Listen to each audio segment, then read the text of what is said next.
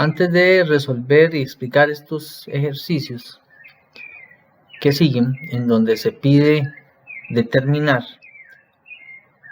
el dominio y el ámbito de una función a través de su gráfica, vamos a tener que agregar una nota en donde se explican algunas situaciones que tenemos que tener muy presentes para resolver este tipo de ejercicios. Entonces ustedes van a agregar esa nota que yo voy a poner aquí en pantalla en su cuaderno. Es una nota larga que no les va a caber aquí en el folleto.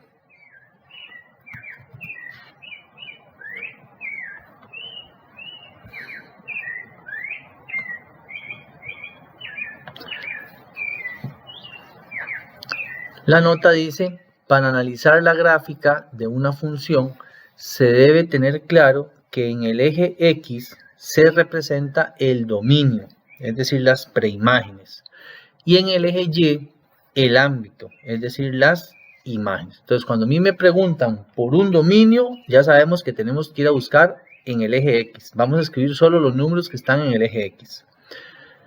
Y cuando me preguntan por el ámbito, tengo que irme al eje Y. Y voy a usar los números que están en el eje Y. Bien, igualmente importante a lo anterior es el orden de lectura de la gráfica.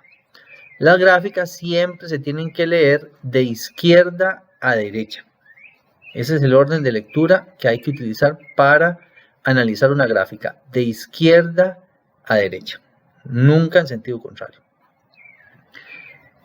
Para determinar el dominio de una función a partir de su gráfica, debemos escribir el conjunto de todas las preimágenes, o sea, las coordenadas X, de todos los puntos de su gráfica, comenzando en su extremo izquierdo, o sea, la parte más a la izquierda de la gráfica, y terminando en el extremo derecho, o sea, la parte más a la derecha de la gráfica. Si la gráfica es una línea, como en estos ejemplos que vamos a resolver ahora, el dominio debe escribirse en forma de intervalo, en donde solo se escriben los extremos de este. Recuerden que para escribir un intervalo solo escribimos dos números, el extremo inicial y el extremo final.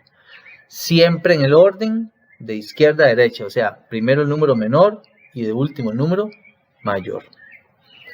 Por eso se tiene que seguir el orden de izquierda a derecha. Para determinar el ámbito, a partir de la gráfica, debemos escribir el conjunto de todas las imágenes, o sea, las coordenadas Y de todos los puntos de la gráfica de la función. Comenzando, en este caso, en el extremo inferior, o sea, en la parte de abajo de la gráfica. Cuando hablamos del ámbito, vamos a leer de abajo hacia arriba. Entonces, desde el punto más abajo hasta el punto más arriba. Entonces, comenzando con el extremo inferior y terminando con el extremo superior. Igual, si la gráfica es una línea, el ámbito se va a escribir en forma de intervalo, en donde solo vamos a escribir los extremos del mismo, siguiendo el orden que acabamos de mencionar, de abajo hacia arriba, o sea, de menor a mayor. Primero colocamos el número que está más hacia abajo, que va a ser el número menor, y de último escribimos el número que está más hacia arriba, que es el número mayor. Obviamente, como estamos hablando de intervalos, tenemos que respetarlo de extremos abiertos, cerrados, ¿verdad? Y eso se va a ver en la gráfica con puntos cerrados o abiertos. Bien, otras cosas que hay que tener presente. Algunos símbolos que van a tener las gráficas, por ejemplo, flechas. Ya sabemos que las flechas indican que la gráfica es infinita, que esa línea que corresponde a la gráfica es infinita. Y se tienen que interpretar de la siguiente manera.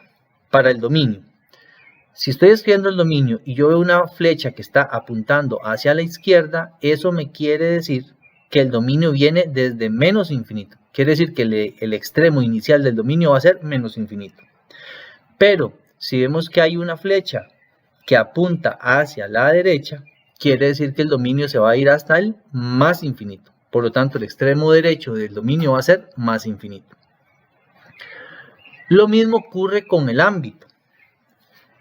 En el ámbito, una flecha apuntando hacia abajo, ahora es hacia abajo, porque recuerden que el ámbito es de abajo hacia arriba, no izquierda a derecha, sino abajo arriba. Si la flecha apunta hacia abajo, esto me quiere decir que el ámbito viene desde menos infinito. Y si hay una flecha que apunta hacia arriba, esto quiere decir que el ámbito se va hasta más infinito. Otra situación que puede suceder es que existan puntos vacíos en la gráfica, huequitos vacíos, o bien tal vez no sea solo un punto, sino que sea todo un salto, todo un espacio en blanco, sin gráfica. O sea, que la gráfica venga continua hasta un punto, pare y brinque y comience en un lugar más allá.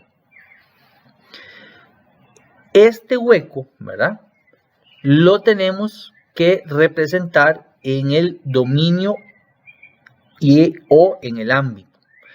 Depende cómo sea el salto, se va a ver solo en el dominio, solo en el ámbito o en los dos.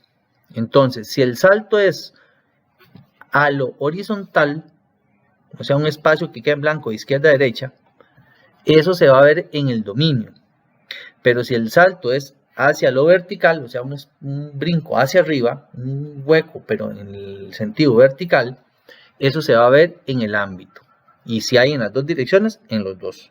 Y eso se refleja a la hora de escribir el dominio y el ámbito, se va a reflejar como la unión de intervalos. Depende de la cantidad de saltos, van a ser así la cantidad de intervalos. Si es un salto, son 2 intervalos. Si son varios saltos, entonces van a ser más intervalos.